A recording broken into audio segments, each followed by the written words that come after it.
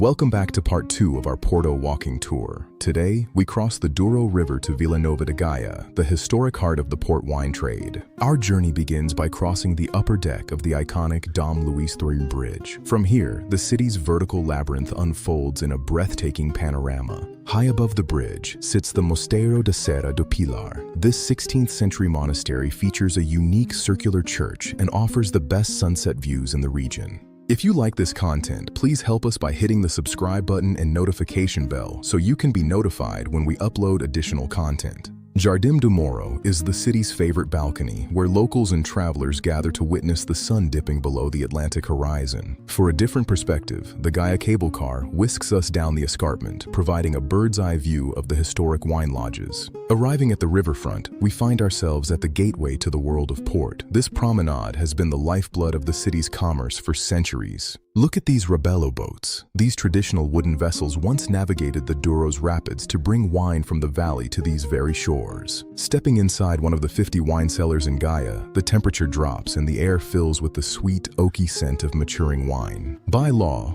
port wine can only be aged here in Gaia. The north-facing slope provides the perfect cool, humid microclimate for the wine to find its character. Houses like Sandeman, established in 1790, are legends of the trade. You can't miss the silhouette of the dawn watching over the river. At Calem, the experience often pairs a glass of fine tawny with the soulful sounds of fado, Portugal's traditional music of longing. Climbing higher, we reach the prestigious lodges like Taylor's, famous for their manicured gardens and elite vintage ports. Even higher is Graham's, built in 1890 on a commanding ridge that offers one of the most complete views of the city. In some cellars, like Cockburn's, you can still see coopers working by hand, maintaining the ancient barrels that hold liquid history. Gaia also has its modern surprises. This Half Rabbit by Bordelot II is a striking piece of urban art created entirely from recycled scrap. New to the skyline is Wow, the world of wine.